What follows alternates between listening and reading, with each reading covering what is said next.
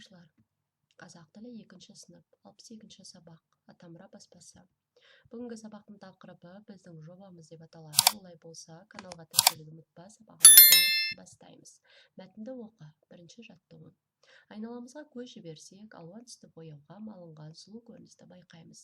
Ол суреттің ішіне ағаш та, бұта да, шөп те, өзен, көл де, тау мен тас та кіреді. Бұлардың бәрі сені қоршаған дүние немесе табиғат деп аталады. Осы дүниенің ішінде сен де барсың. Қоршаған ортаны танып білу үшін оны бақылаймыз. Адам көп нәрсені табиғатта үйренеді. Өсімдіктер мен жануарлардың тіршілігін бақылап, оларды қалай өсіруге болатынын білді. Егін егіп өнім алды. Жануарларды бағып, олардан жүн, сүт, ет алу жолдарын меңгерді.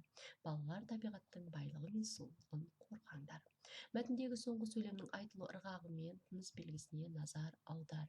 Яғни соңғы сөйлемде былай дейді: балалар, табиғаттың байлығы мен сұлулығын қорғаңдар деп бұйырып айтып тұр, леп белгісімен жазылған. Қарамен жазылған сөздерді қатыстырып, лепті сөйлем құрастырып айт. Мысалы, ағаш та, бұта да, шөп те, өзен, көл де, тау да, тас та табиғаттың кереметі деп құрастыруға болады. Екінші жаттығу: сұрақтарға жауап бер. Мұғалімнің көмегімен дұрыс жауапты біліп ал. Сұрақ: көктемде бірінші болып қандай құс келеді? Көктемде бірінші жылы жақтан ұзақ қарға ұшып келеді. Ағаш бұтағын сындыруға бола ма? Ағаш бұтағын сындыруға болмайды. Егер құс ұясын көрсең, не істейсің? Құс ұясын көрсем, тиіспеймін. Орманда от жағуға бола ма? Себебін түсіндір. Орманда от жағуға болмайды, себебі оттан өрт шығуы мүмкін, а ол табиғатқа зиян. Бөлме өсімдіктеріне күтім жасайсың ба? Бөлме өсімдіктеріне күтім жасаймын, себебі ол біздің ауа райымызды тазартуға көмектеседі. Алтыншы этап: сұрақ: туған өлкемде қандай өсімдіктер өседі? Туған өлкемде қарағай, терек, қызғалдақ, жусан сияқты өсімдіктер өседі. Көшеде қоқыс жатса не істейсің? Көшеде қоқыс жатса, қоқыс жәшігіне саламын. Гүлзарларда өсіп тұрған гүлді жұласың ба? Гүлзарларда өсіп тұрған гүлді жұлмаймын. Егер де 4-6 сұраққа дұрыс жауап бере алсаң, онда сен табиғатпен доссың. Егер 7-8 сұраққа дұрыс жауап берсең, онда сен нағыз табиғат жанашырысың.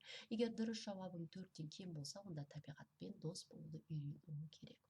Енді менің жауабым: барлық сұрақтарға дұрыс жауап бердім, мен нағыз табиғат жанашырмын деп өзімді бағалай аламын.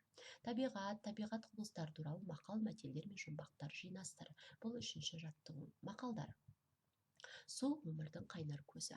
Жаңбыр жаумаса, дән шықпас. Жаңбыр жауса, жер ырысы. Жел жоқ жерде дауыл болмайды.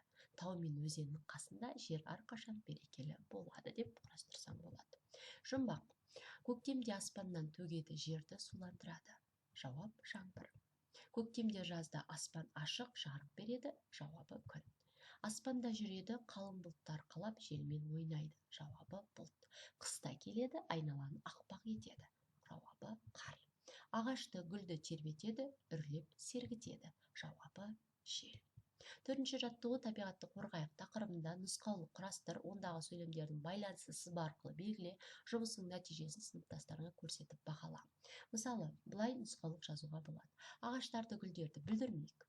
Қоқысты әрқашан қоқысқа салайық. Су мен электр энергиясын үнемдеп пайдаланайық. Табиғатты таза ұстайық. Жануарларға тамақ беріп қамқор болайық. Қоршаған ортаға зиян келтіретін заттарды қолданбауға тырысайық.